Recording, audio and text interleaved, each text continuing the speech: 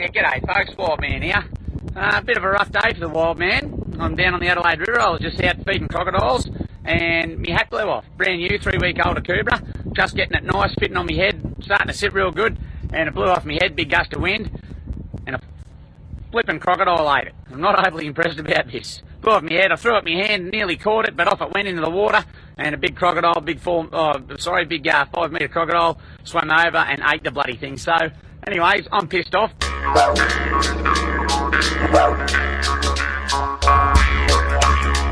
G'day guys and welcome to Aussie English. My objective here is to teach you guys the English spoken down under. So whether you want to speak like a fair dinkum Aussie, or you just want to understand what the flippin' hell we're on about when we're having a yarn, you've come to the right place. So sit back, grab a cuppa and enjoy Aussie English.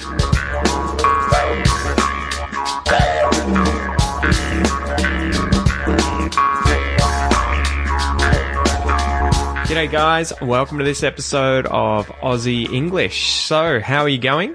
What's going on? How is your weekend going? I've just gone out for lunch with my beautiful wife Kel, so we have been enjoying our last few weeks of freedom before the child arrives. I'm sure that's going to happen in the next week or two. So, yeah, who knows how it's going to be after that, but fingers crossed it all goes well, it all goes to plan. Fingers crossed everything is smooth sailing, but only time will tell. Anyway, welcome to the podcast, guys. If it's your first time, thank you so much for joining us. And if you are a returning listener, thank you so much for your support as well. Guys, this is Aussie English, the #1 podcast for anyone wanting to learn English, but also obviously Australian English. English from an Aussie perspective. You'll hear lots of Australian accents, you'll hear lots about the Aussie culture, but obviously it helps English in general as well. Now guys, if you want access to the premium podcast content for all of these episodes, you can go to aussieenglish.com.au and you can sign up for that.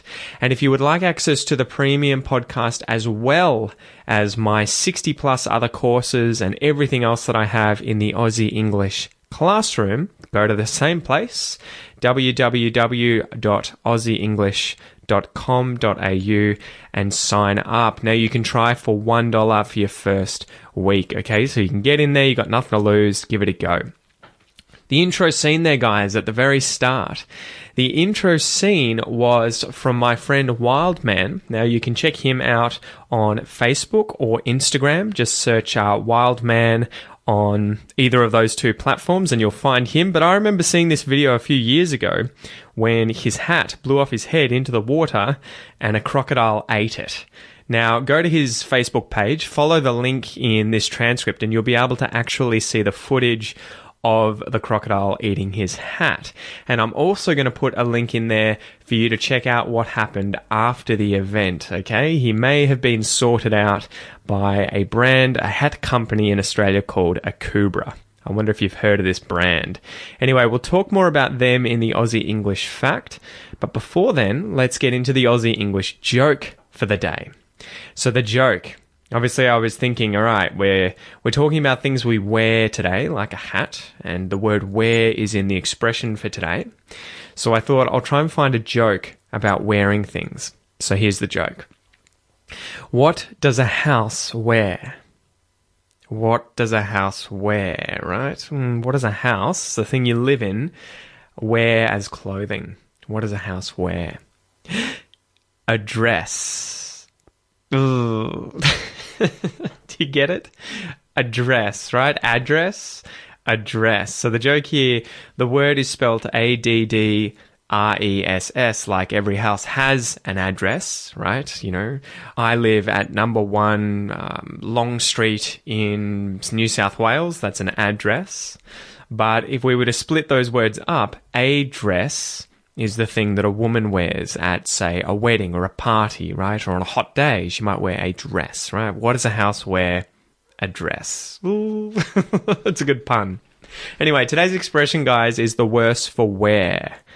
the worse for wear. Now, this comes from a leader in the Aussie English classroom. Each week, we suggest expressions, we vote on them, and the winning expression, the one that gets the most votes, is the one that I do for the Aussie English podcast. Well done, Alida. Now, you may hear the worse for wear as exactly that, the worse for wear, but you can also hear this in the negative, no worse for wear, or you might hear none the worse for wear, okay? Before we go through what that means and how to use it, let's define the words in the expression worse for wear. So worse. If something is worse, it is in a poorer situation, state, or maybe a set of circumstances, right? So maybe I'm really good at tennis, and my sister is worse than me at tennis, right? So she's not as good. She's poorer in that domain, right?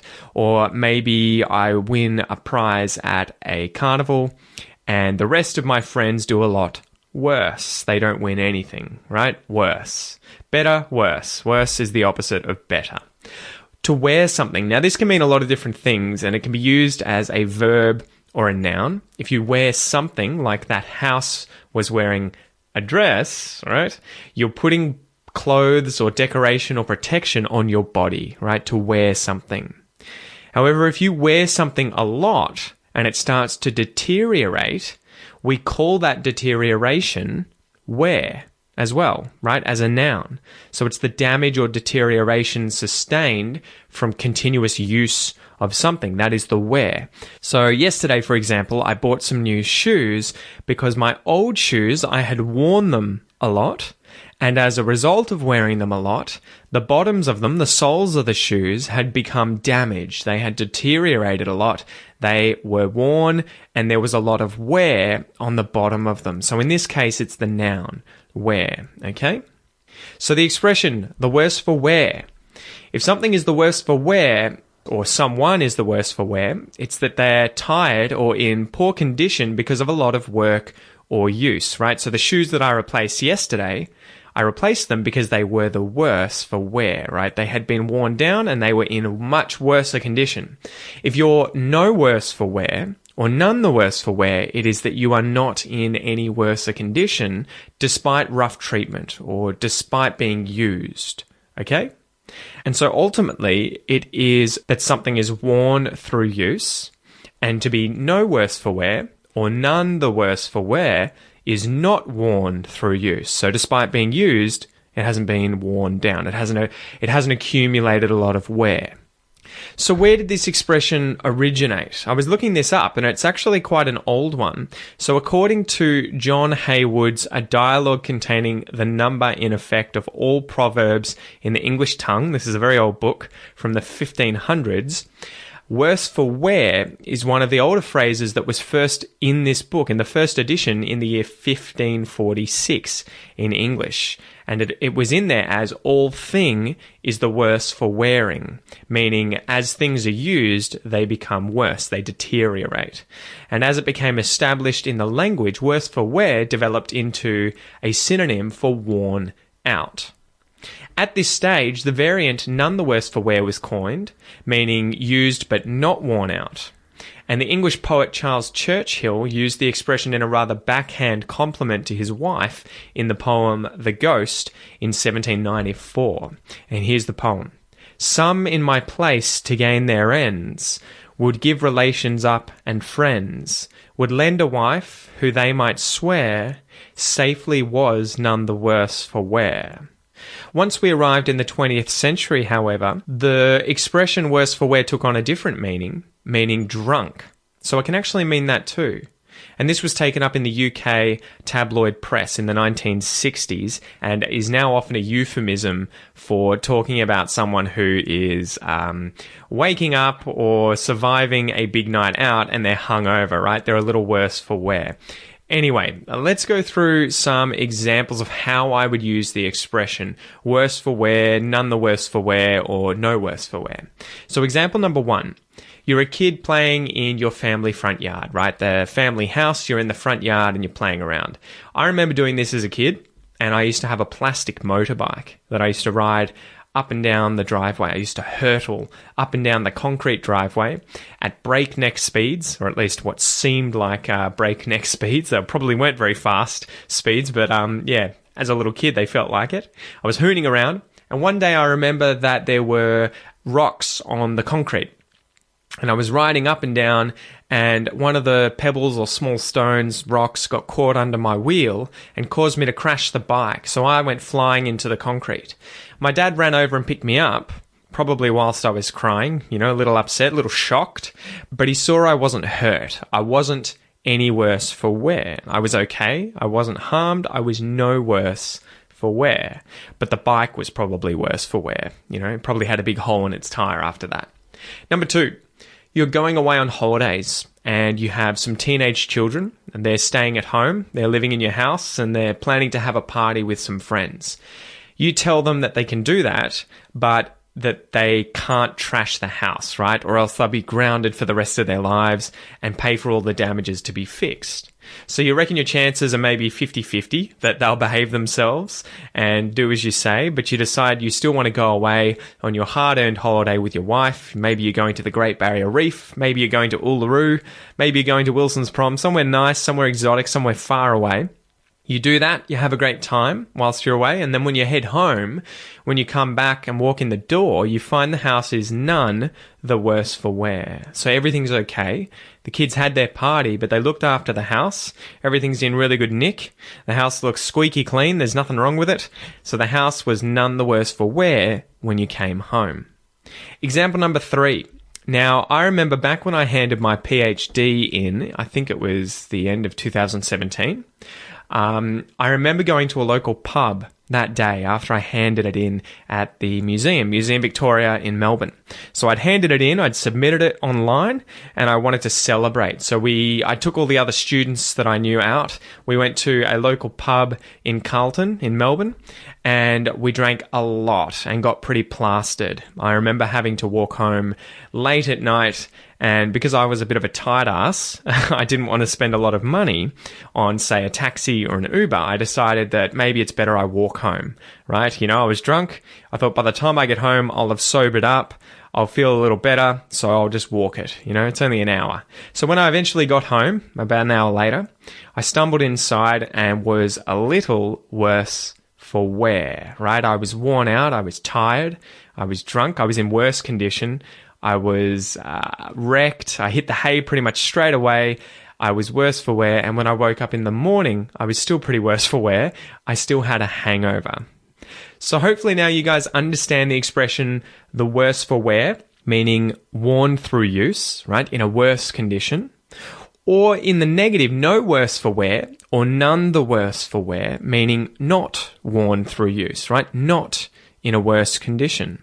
So as usual, let's go through a little listen and repeat exercise where you guys can practice your pronunciation. Now, if you are working on your pronunciation in English, guys, I really recommend getting in and doing my pronunciation course in the Aussie English Classroom. There are dozens of videos in there to teach you all the different vowels in English, all the different consonants in English. You'll get to hear minimal pairs, so those tricky sounds that sound similar, you'll get trained so that you can distinguish them and you can pronounce them, especially things like the V and the F or the two different types of TH. I know they're really hard, but get in there and check it out. It's a really, really good course, okay? AussieEnglish.com.au. You can try it for $1.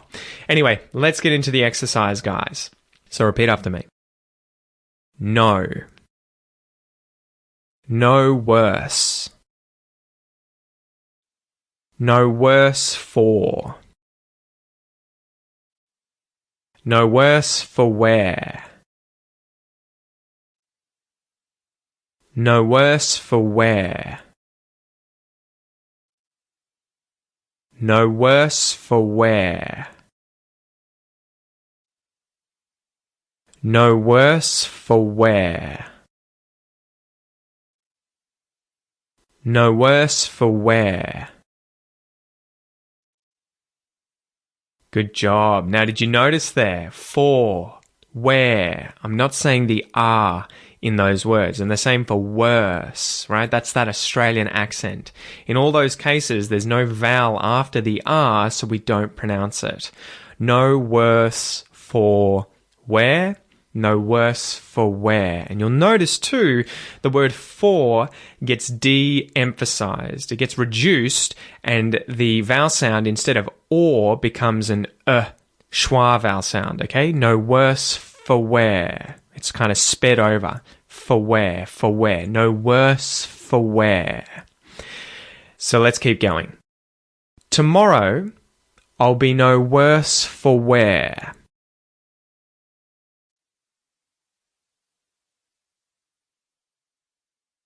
Tomorrow, you'll be no worse for wear.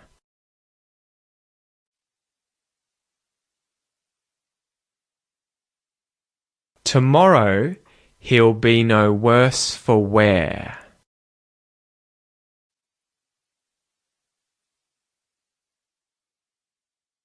Tomorrow, she'll be no worse for wear.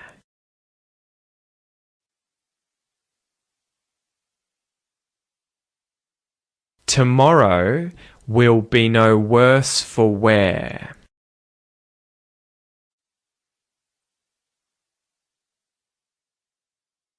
Tomorrow, they'll be no worse for wear.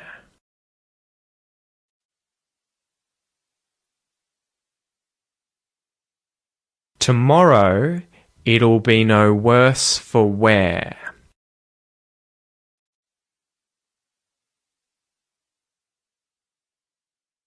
Well done, guys. Well done. I know that was long. I put the word in there tomorrow because when we practice future tenses or past tenses, it's good to have a bit of context so that you know which period of time you're thinking about and you can better learn these tenses, okay? So that's why I said tomorrow, I will, I'll be no worse for wear, etc. Now, you may notice too when you go back over that the L sound is changed. Instead of ul, it sounds like ooh, the dark L, okay? And that's because there's no vowel after the L sound, so we pronounce it like a reverse W, right? W is w, and the dark L is ooh. So anyway, if you want to learn more about that, guys, check out my pronunciation courses and level up your English pronunciation. So let's dive into the Aussie fact for the day, guys. So I was sitting there and I was thinking, what can I talk about? The expression is worse for wear. We're talking about things that we wear, and then I thought, okay, wearing hats in Australia is pretty common. So I thought today we could talk about two kinds of hats in Australia. First and foremost, the brand Akubra, which is arguably Australia's most famous hat-making company, Akubra. And then also the military slouch hat that you will see our troops wearing. So let's first go through the history of Akubra.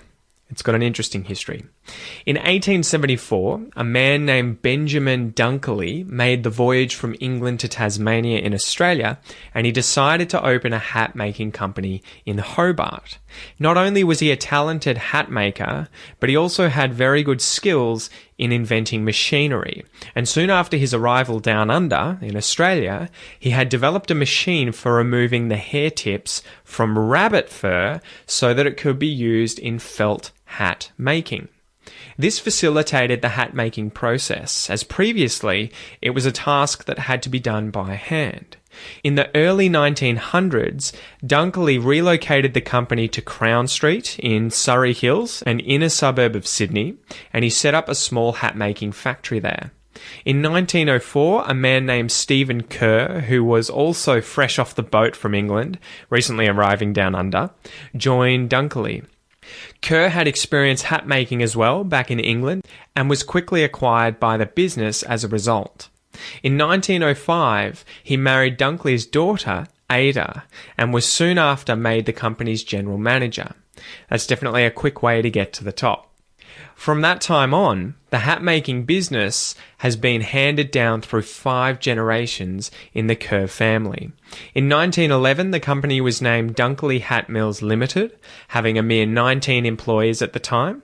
And the following year, in 1912, the trade name Akubra came into use. Increasing popularity of the Akubra hats meant the company had to move to larger premises on Burke Street in Waterloo, and production expanded, particularly during World War I, as countless slouch hats were made for the Australian troops. And soon after this, all hats were branded Akubra. So side note, the slouch hat is a wide-brimmed felt hat, often with a chin strap. It was first introduced into Australia in 1885, although it traces its military use back to Austrian skirmishers who wore the black cursor hat or Corsican hat, historically used by the Austrian army during the Napoleonic Wars. The Australian slouch hat, aka Australian bush hat or digger hat, has been standard issue headwear for the Australian and New Zealand military since World War I. The Army refers to the slouch hat by its official designation, hat khaki fur felt, or HKFF, but to everyone else, it's the slouch hat. The word slouch refers to the slopping brim, the brim that bends down, and it's made from rabbit fur felt or wool felt and is always worn with a puggaree. Australia's take on the slouch hat is distinctive due to one side of the brim being turned up or pinned to the side of the hat, with a rising sun badge or general service badge pinned to the side that allows the wearer to sling a rifle over his shoulder. A 7-band puggaree circles the outside of the hat, where 6 bands represent Australia's states and the 7th band represents its territories. So my earliest memory of these hats and seeing these hats was my grandfather wearing one that he had received as a boy when he was training in the Army Reserves during World War II, and he still has this hat to this very day. Anyway, back to Akubra. When Dunkley died in 1925, Stephen Kerr I inherited the business, which continued to flourish for many years afterwards. When Stephen retired in 1952, his eldest son Herbert succeeded him as managing director.